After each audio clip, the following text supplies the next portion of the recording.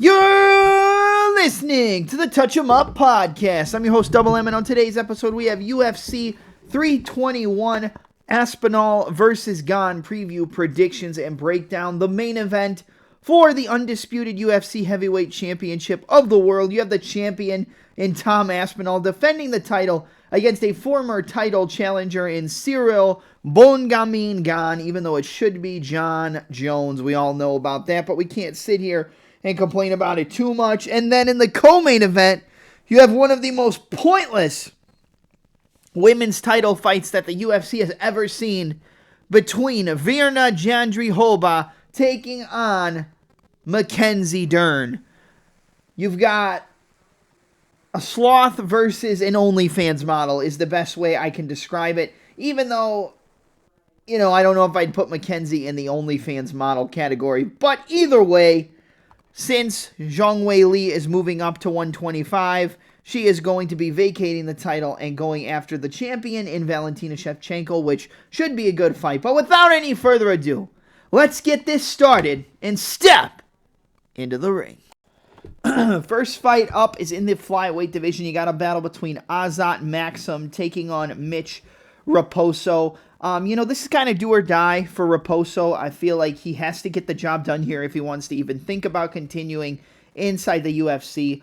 He lost and pretty much got dominated by Andre Lima, got his leg ripped apart with low kicks and, kind of pieced up on the feet. Azat Maksum has gone 0-2 in the UFC alongside Mitch Raposo, so they're both kind of looking for that first W, but losing to Tagir Ulanbekov and then losing to Charles Johnson, that's not really a bad thing for Maksum. I'm going to have to take Maksum here. I like Raposo's boxing. I like his ability to get on the inside and strike in the pocket, but I kind of just feel like Maksum's going to be too long and too rangy, and just keep him at the end of his jab, pop the 1-2, circle off, probably throw some good low kicks as well to slow down the forward pressure of Raposo. I think Raposo probably gets 1 or 2 takedowns, but I think Maksum will eventually just work his way back up to the feet, and I think he's going to outstrike him at range. A lot of jabs, a lot of 1-2s down the middle, using that check hook and probably trying to finish his combinations with some low kicks and then counter with a check hook as he steps in. I'm going to say this fight goes to a decision. I think more times than not it does, but Maksum does have a lot of power, and I do think Maksum does slow down towards the second half of the fight, so there's always that chance that he slows down enough to where Raposo can take over in the later rounds, but I don't think so. I think Maksum wins 29-28 unanimous decision, outstrikes Mitch Raposo and doesn't get held on his back. So yeah, I got to go Maksum. Give me Azat Maksum, 29-28 unanimous decision. All right, next fight up in the heavyweight division, you got Hamdi Abdelwahab taking on Chris Barnett. With this one, man, I think Hamdi is overrated, and I think Barnett is a fat light heavyweight. So I think that with this one, you can't really go wrong either way. I think Hamdi probably takes him down and beats him up from the top position, but I wouldn't be shocked at all if Chris Barnett knocked out Hamdi Abdelwahab. I really wouldn't. I think that he has that unorthodox striking style where he could land a wheel kick or he could land a head kick and hurt Hamdi and put him out. The fact that he made it very competitive with Muhammad Usman just really doesn't sit right with me. And, I'm going to have to take Chris Barnett just based on principle. I think he's a big underdog. Would I bet on him? If I'm going to bet on anybody, I'll bet on Chris Barnett, but yeah, I'm going to take Barnett to win by knockout. I think he catches Hamdi with one of those wild kicks as they're at range and drops him and puts him out. So give me the big underdog. Give me Chris Barnett by knockout. But again, I'm not supremely impressed with Barnett. I'm not impressed with Hamdi. I think Hamdi probably takes him down, but I'm going to take Barnett on the off chance that he gets it done. So give me Chris Barnett round 2 KO over Hamdi Abdelwahab. All right, next fight up is in the featherweight division. This is a fight I am really, really excited for between Nathaniel Wood taking on Jose Miguel Delgado. I see a lot of people on the underdog in Nathaniel Wood this week, and I think that he could definitely win via decision. I think the later rounds of this fight is where Wood can showcase his, what do we always call it, his UFC experience. Experience plays a big factor in a lot of fights when it comes to fighting at the highest level. And Nathaniel Wood has fought some of the best guys. I mean, he's got a win over Charles Jourdain. That looks pretty good right now. He's fought the likes of John Dodson, Mohamed Naimov. I mean, you name it, Nathaniel Wood has fought him. Andre Feely. Like, he has the experience advantage. But the one thing I think we've always noticed about Nathaniel Wood is that it's always going to be very hard to beat him in a decision. But the one way you can beat him is by hurting him and either finishing him, like the likes of John Dodson, or by having the bigger moments in the 15-minute fight and winning based off those moments. Knockdowns, big shots, rocking the opponent. And I think Jose Miguel Delgado, has that in spades. I like Delgado's striking. I think he switches stances, pretty similar to Nathaniel Wood, but I just think that the danger factor with Delgado is so much higher than the danger factor on the side of Nathaniel Wood. And Wood probably has the cleaner boxing. Like, I'm going to go out on a limb and say I think he has the cleaner boxing. He's better with his jab. He's better with his 1-2. He's got a good check hook. And we saw against Morgan Charrier, like, he does have pretty good power. His power has gotten a lot better in recent fights, but I just think that the biggest difference in this fight is going to be the power of Jose Delgado. Like, is he ever going to win a 15-minute kickboxing match against Nathaniel Wood in terms of technicality and skill? I don't think so, but I think what's going to make the difference is that Wood's going to be winning the rounds until he either gets knocked out, which I think is at a pretty high possibility with the way that Delgado's able to switch stances and throw that knee up the middle. And the fact that Nathaniel Wood shells up, like, he'll use a little bit of head movement, but a lot of the times he's throwing big shots and then he's shelling up and backing away. I kind of feel like Delgado's going to switch stances and direct his linear movement into a shot right up the middle and hit him with a knee. If it's not a knee, I think it could be an elbow over the top. And I think Wood is going to look good until he eventually gets dropped and knocked out. And if he doesn't get knocked out, I think that the person who's going to have the bigger moments in this fight is going to be Delgado. And if I'm Wood, I would strike a little bit and then look to wrestle, build the lactic acid up in the muscles of Delgado, and then maybe take over in the third round. Like, I could see a third round stoppage for Nathaniel Wood here, but I'm going to go out on a limb and say Delgado gets another KO.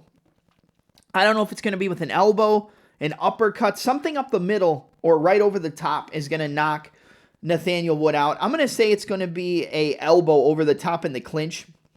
So give me Jose Delgado, round 2 knockout over Nathaniel Wood. If you want to play a finish on Wood, I would just take Wood to finish in round 3 because it's probably going to be pretty high. But, yeah, I'm going to go Delgado. I think that he's got the goods, and I think he's got the power, and that's going to be the difference. So Delgado, round 2 KO with an elbow over the top. All right, next fight up in the heavyweight division, you got a battle between Walter Walker taking on Louis Southerland. Guys, I'm not going to spend a lot of time on this fight. What's the point in doing that?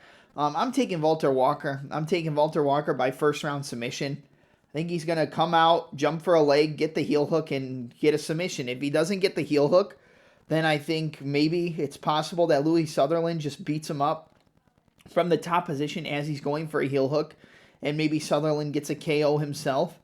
But, like, at the end of the day, I'm going to go with what's been working. And Louis Southerland, we don't really know much about him. I think he's got more power, and he's definitely the better striker on the feet than Walter Walker. But I just think Walker's going to find a way again to grab that leg, fall back into that heel hook, and get another submission. So would I be surprised if Southerland won? No, but I think this is another fight that is kind of tailor-made for Walker to look good and Walker to get a finish and Walker to get a sub.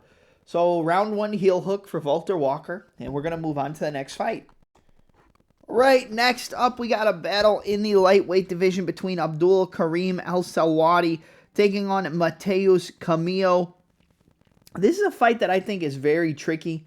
Originally I was on Karim El-Selwady. I thought that he was going to be able to weather an early storm, survive, probably tire out Camilo, and then beat him on the feet. He seems to have okay output, okay volume, and for the most part, you know, he tries to strike it out on the feet. He has good grappling, and the grappling's at a decent level. I think if anybody's really going to look to grapple here, though, it's probably going to be Camilo, but for some reason, I just think it's going to play out primarily as a kickboxing match. I think that Abdul Karim El-Selwady It has a lot of volume. He moves forward. He switches stances. He's always in your face. But I think the biggest difference here is the power of Camilo. I think Camilo can out-grapple El Selwady, but I also think if it plays out primarily on the feet, the power and the speed and the explosiveness of Camilo is what's going to pay the bills, so to speak, in this specific fight. I'm a little worried based on the fact that Camilo came into the UFC against Gabe Green, who was pretty much a tee-up spot. I know he's a veteran. I know he's a UFC veteran. But, Camilo was dominating, and then he gassed out and got submitted.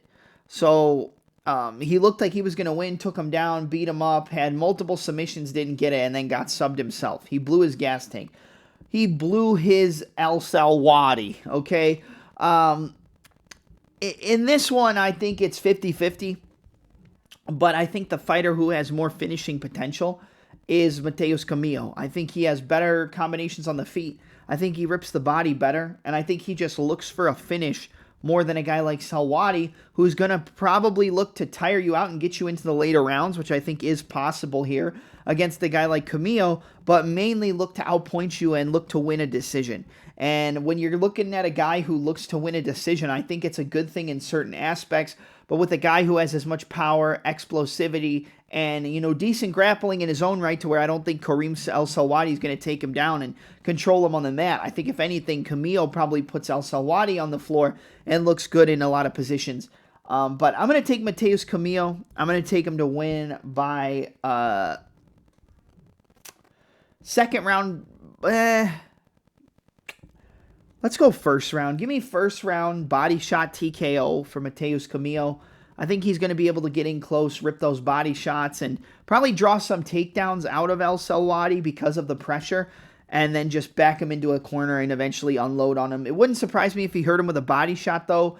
Jumped on him, took his back, and submitted him. So I'm not ruling out the submission. But give me Matheus Camilo to win. Give me Camilo by round 2 body shot TKO. And we'll move on to the next one. All right, next fight up is in the lightweight division. You got a battle between Ludovic Klein taking on Mateusz Rebecki. Yeah, this is another one that I think is pretty much 50-50. A lot of close fights this week.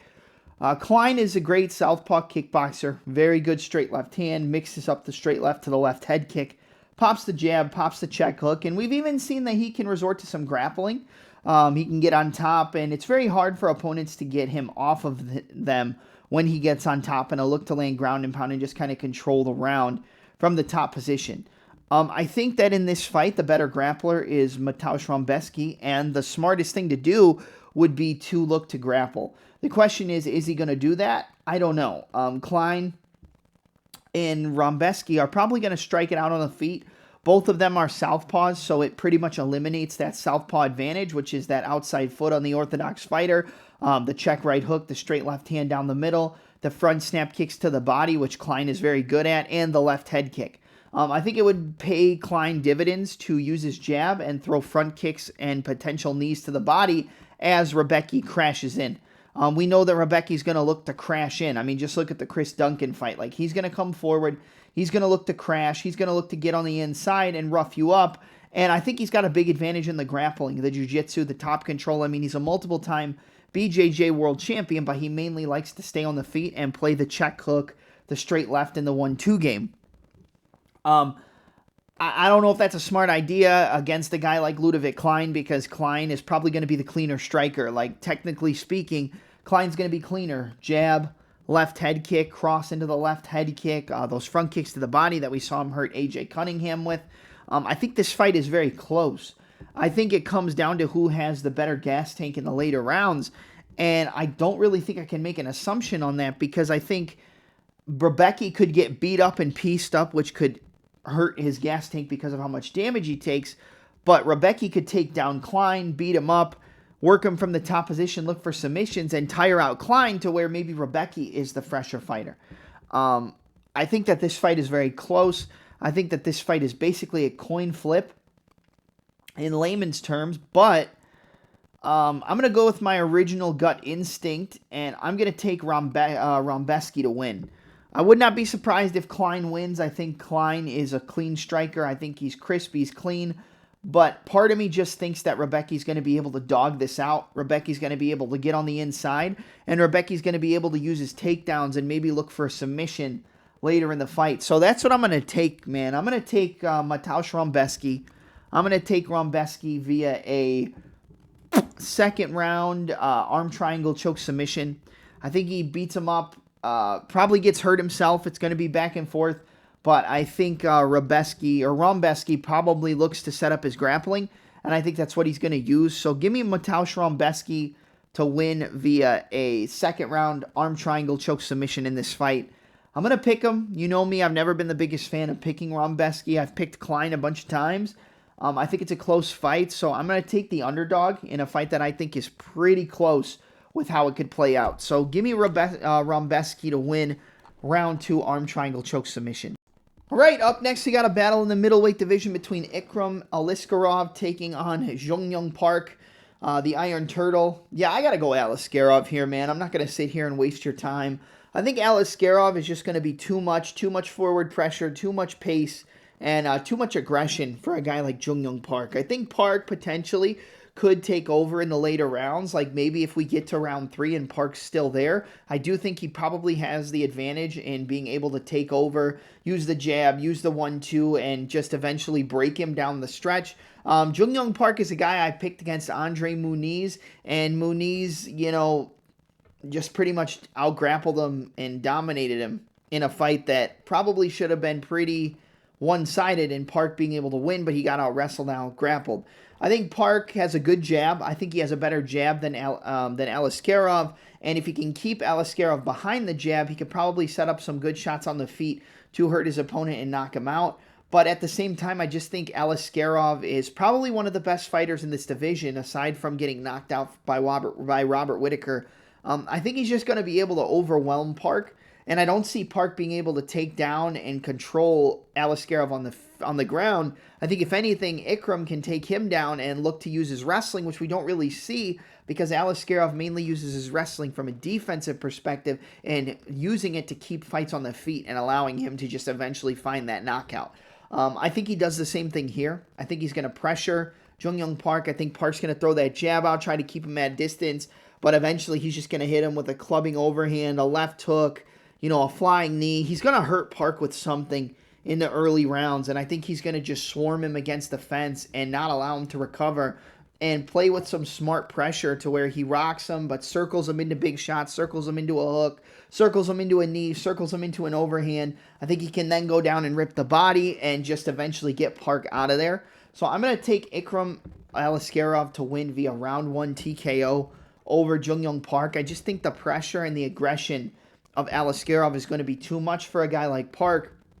And although I think Park has a good jab, although I think Park's striking is pretty good, I don't see him knocking out Aliskerov. And, if he can't knock him out, usually he'll look to take people down and grind them out on the floor and use his jiu-jitsu. I don't think he's going to be able to take down Aliskerov. I think Aliskerov's hips are too good, and I think Aliskerov is going to find the knockout. So give me Ikram Aliskerov, round 1 knockout over the Iron Turtle. I think he just overwhelms him, pressures him, and gets in his face early and gets him out of there. So Aliskerov, round 1 KO. This is another one. I like this fight a lot. I think that Salkilld versus Haqparast is a great fight stylistically. And, it's mainly boxer versus kickboxer and grappler. We don't see Nasrat really throw a ton of kicks. He's fighting out of that southpaw position. He's going to be looking to circle to that lead side and throw that straight left hand down the middle. He's got a very good straight left hand. He's got a good right hook, and he sets it up pretty good. The straight left hand down the middle or the overhand left, that's going to be the majority of his weapons in this fight, or those are going to be the majority of his weapons, along with probably that left kick to the body. I think for Salkilld, he has to fight behind long-range weapons, the jab, the 1-2, but mainly I think the kicks to the body and the low kicks to the inside and outside of the lead leg of Haqparast are going to be his main weapons to winning this fight. Keep it long, keep it rangy, keep it at a distance where you can control things, and then when Haqparast tries to throw those big overhands in the straight left hands, close the distance, clinch up, push him against the fence, and look to use your superior grappling. I believe he's the better grappler in this fight between himself and Haqparast. I think he can find ways to take the back. I think he can find ways to put his hooks in, and I think he's going to be the one doing the majority of the damage from the top position. You know, a lot of the times they see Salkilld as fights on the Contender Series, fight in the UFC, you know, they're not really going to see him as mainly a grappler. I think that he has better grappling than people give him credit for, but he's a well-rounded mixed martial artist. He's got good grappling, good striking. He's going to be long. He's going to be tall. He's going to be rangy. The one thing he can't do in this fight, though, is just get into a boxing match with the superior boxer, who is who is Nasrat Haqparast.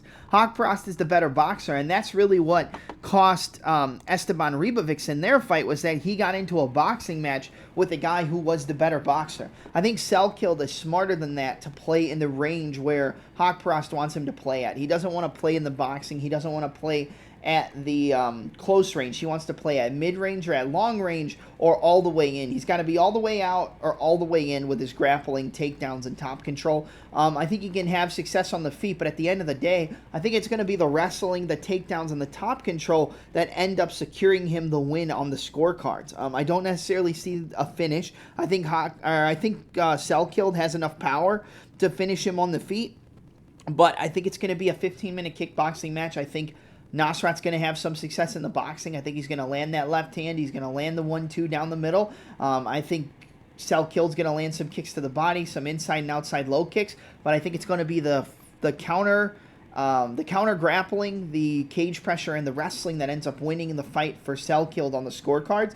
So give me Quillan Salkilld. I'm going to go 29-28 unanimous decision. I think he wins 2 out of the 3 rounds and gets the job done on the scorecards. I think it's going to be a close fight, but I just think Salkilld has more weapons over 15 than Haqparast, where the only way he's really going to full-on win one of these fights is by a pure boxing match, in a 15-minute boxing match, when guys have more weapons than just their hands, when they can mix up the grappling, when they can mix up the kicking, when they can play at the range they want to, and then counter with the grappling as he pressures forward. I think he has more trouble with that. So give me Quillan Salkilld, 29-28 unanimous decision. I think he wins on the scorecards, and we'll move to the next one.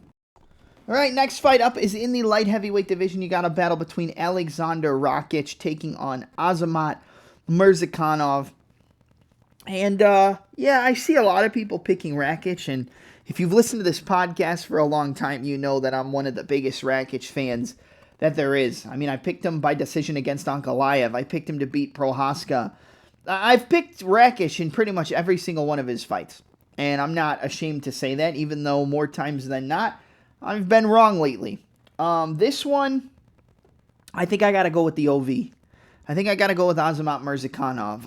I know that Rakic is better with the kicking. I know that Rakic is very fast. He's very crisp. He's very clean. He's got better kicks to the body, better leg kicks, and he might be able to rip apart the leg of Murzakanov fighting out of that southpaw stance to the inside of his lead leg.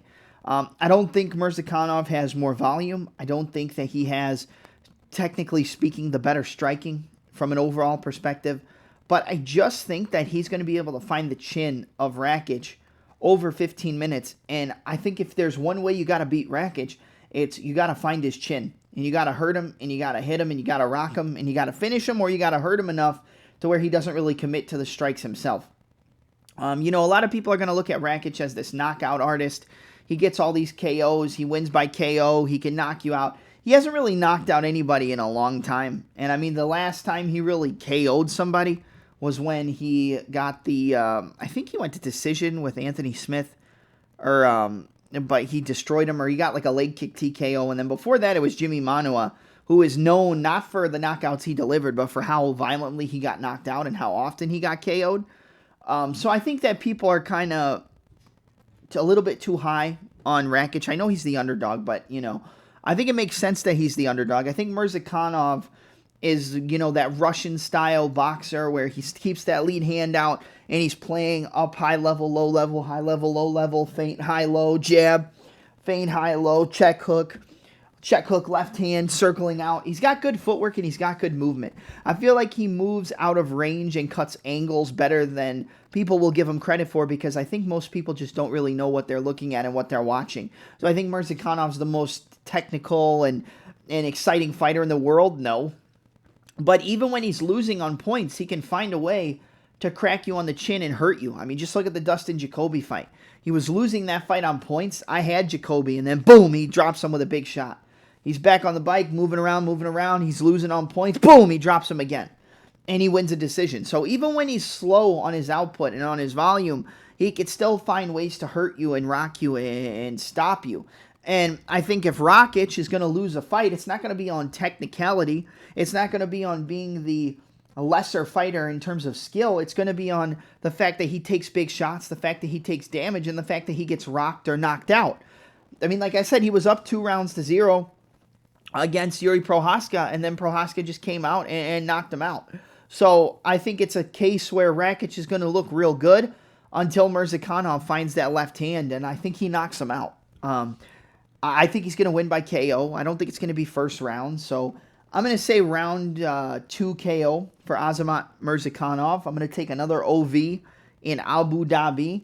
So give me Azamat Murzakanov to find that left hand, to find that check hook, and be losing the fight on points and on visuals, and then just find big shots that either knock him out or go do a decision and he wins based on damage. But I'm going to say he knocks him out. So give me Azamat Murzakanov to win round 2 TKO over Alexander Rakic.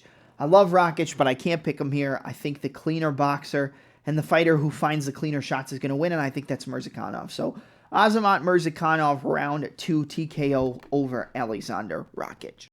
All right, next up, we got a battle in the heavyweight division between Alexander Volkov taking on Jailton Almeida. Volkov coming off that loss, quote-unquote, to Ciryl Gane, where he clearly won the decision, and there's no way you could give the win to Ciryl Gane, but it is what it is. Before that, he comes in, wins a decision over Pavlovich. Before that, a submission victory over Tai Tuivasa. So he should technically be on a 3-fight win streak coming into this fight.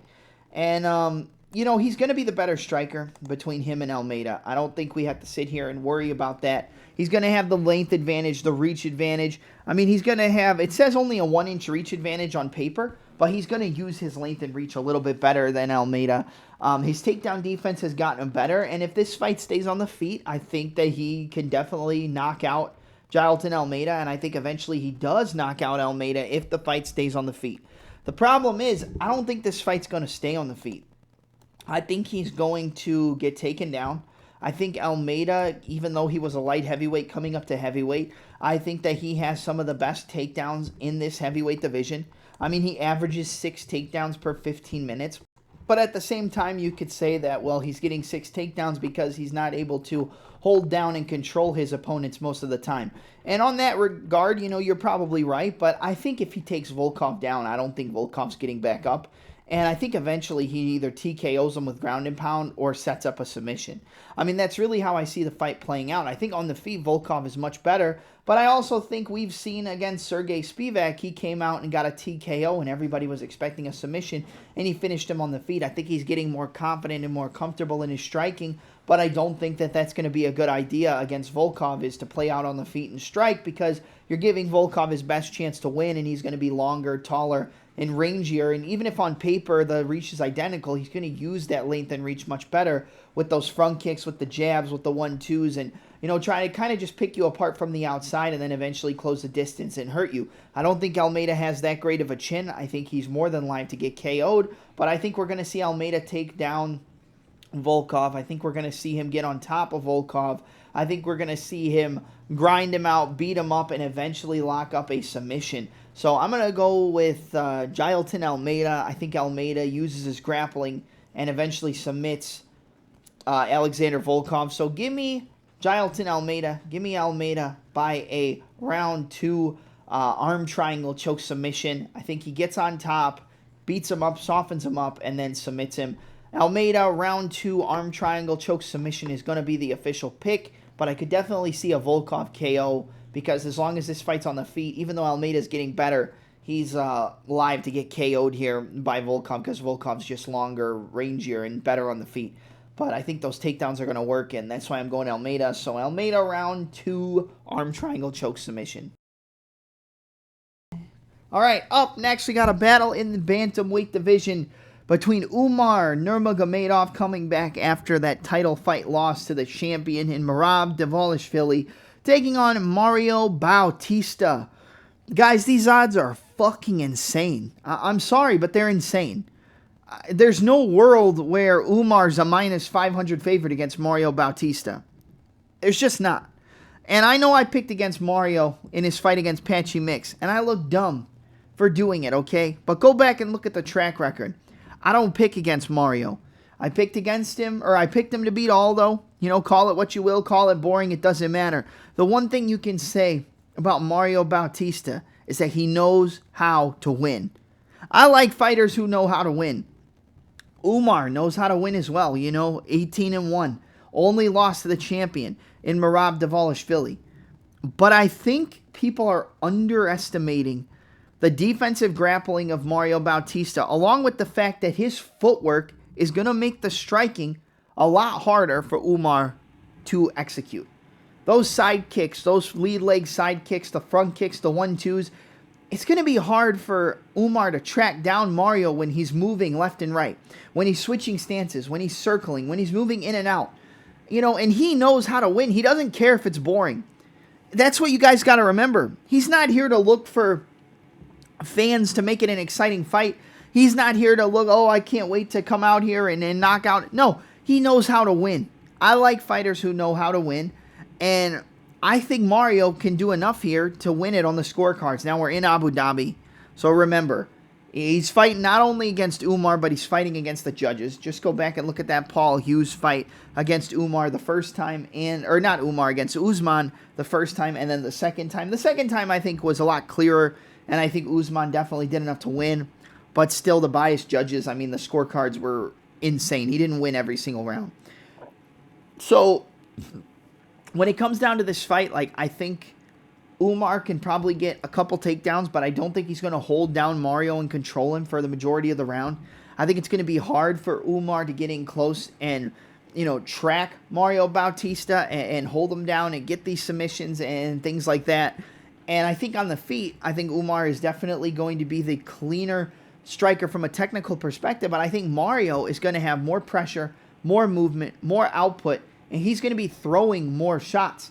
Umar does strike pretty well, but he doesn't throw that much volume. If we look at it on paper from the striking perspective, it's 4.38 landed per minute for Usman to 6.13, or for Umar to 6.13 for Mario. He absorbs less strikes, 2.15 to 4.45 for Mario, but I think that's because Mario's more active.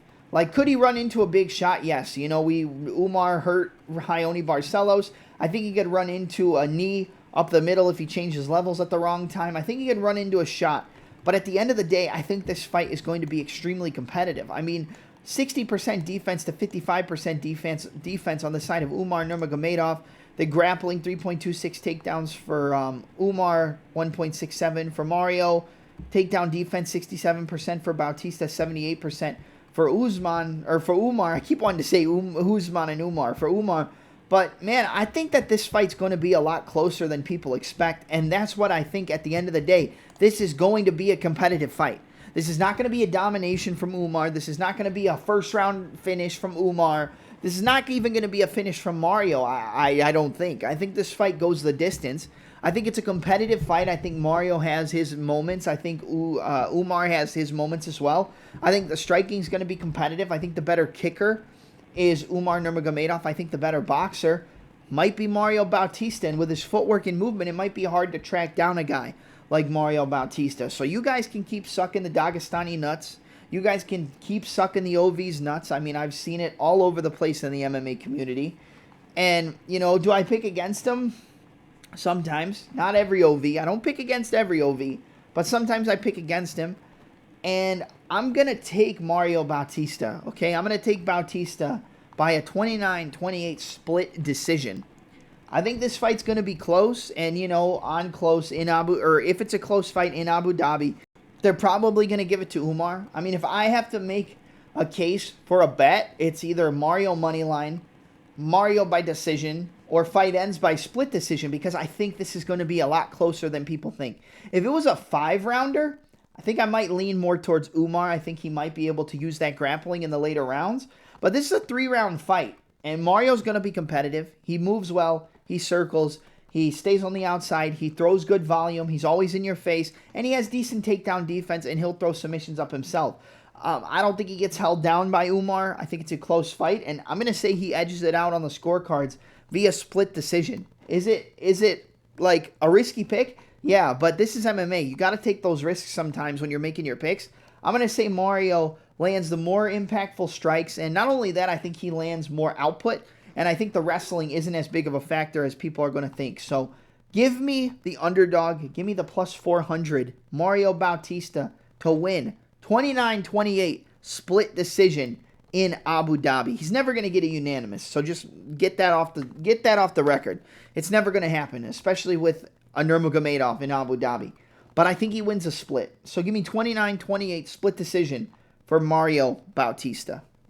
All right, now we're at the co-main event of the evening in the women's strawweight division for the vacant women's strawweight championship of the world. I'm not going to spend a lot of time on this. I don't think you want to spend a lot of time listening to this fight either. This fight makes no sense. But at the same time, you've got Zhang Weili moving up to 125 pounds to take on Valentina Shevchenko. That fight should be interesting. Both these girls, supreme grapplers. Mackenzie Dern has a lot more power and striking on the feet. But she's a world championship jiu-jitsu artist. And, Virna Jandiroba is really going to only win this fight with her grappling, her wrestling, her top control, and falling off into an armbar or some type of submission as Mackenzie tries to explode. I think this fight probably is boring. If I have to give the advantage in the grappling, I would say that Virna is probably better at hunting finishes. But I would say technical grappling, I'd probably give the advantage to Dern in overall who's the better grappler. On the feet, I think Dern has more power, and I think she's the much better striker. I know that Virna doesn't really have much to offer on the feet at all, no matter who she goes up against. It doesn't matter what fighter it is. It doesn't matter what woman she's going up against. She's always going to be at a disadvantage on the feet, and we know this. I mean, that's why I picked Amanda Lemos against her, and boom, she takes her down and submits her in round 1. Or I think it was round 2, maybe. Round 1, round 2, somewhere around there. But I've picked against Virna a lot. I don't think she's that good, but she's good at what she does. And with Dern, I think she's not the greatest striker, but she's a better striker than Jandiroba. She hits harder than Virna. She is getting a little bit older, 15-5, 22-3. I think this fight is, again, 50-50, like I think a lot of these fights are on this card. I think this is a very close one, and I think that either Virna takes her down, wears her out, and eventually gets a submission, probably an armbar. But I find it very hard seeing Virna be the one to submit Mackenzie Dern. I don't know if she's ever been submitted. Let me check. Let's look this up.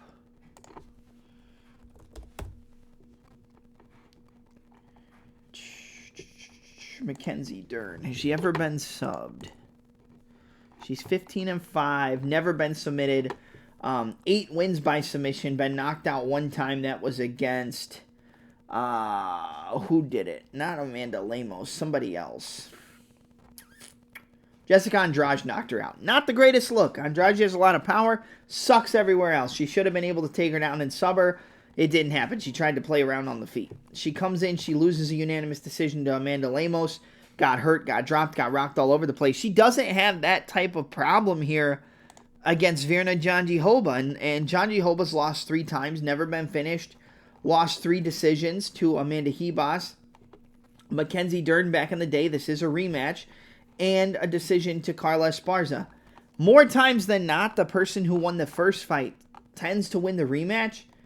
I'm going to say Dern has the better striking. I'm going to say Dern has good enough and competent enough grappling to avoid a lot of the positions that allow Virna to win these fights.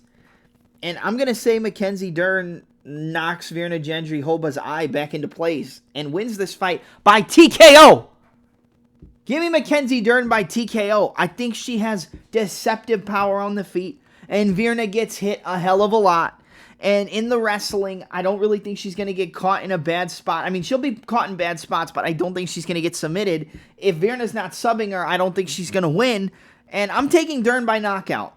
Call me crazy, call me whatever you want. With these crazy-ass fights and fights that nobody really cares about, you got to think outside the box at some point. And I'm going to take Mackenzie Dern by KO. Give me Mackenzie Dern to win. 3rd round knockout over Virna Jandiroba. I think she hits her with one of those big clubbing shots and finishes her off. Give me Mackenzie Dern to become the new UFC strawweight champion via 3rd round TKO over Virna Jandiroba. Now we're at the main event of the evening for the heavyweight championship of the world. What should be Aspinall versus Jones is Tom Aspinall versus Ciryl Gane. And I'm picking Tom Aspinall to finish Ciryl Gane in the 1st round. Maybe it goes to round 2. I don't think so. Gane is good. Gane is long. Gane is rangy. Gane is a great striker from the outside. But I just think Tom's too fast, man. And if he's going to be smart, he's going to take the path of least resistance, and he's going to take Gane down, and he's going to soften him up, and he's going to sub him, probably with a Kimura. So I think it's a submission possibility. There's a KO possibility.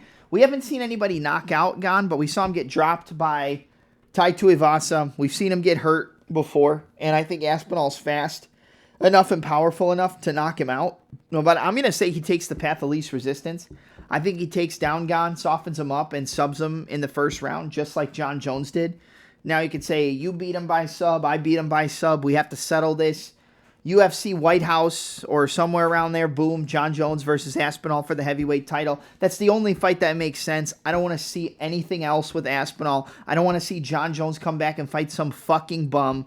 Okay, I'm so over this John Jones fucking bullshit. I'm sorry, I can't stand the fucking guy. I understand people liking him. I understand, oh, he's the greatest of all time. You can never be the greatest of all time if you pop for PEDs not once but multiple times. Case closed, move the fuck on.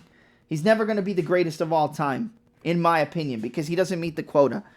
He tested positive multiple times. He's fucked around a bunch of times. I'm glad he's back. I'm glad, he's doing what he wants to do. And I do hate John Jones, so you can comment that in the comment section. Like, I'm not going to hide from it. But I think the smart thing to do is to take Gane down. Don't give him a chance to win. But Aspinall's so fast on the feet, he might knock Gane out.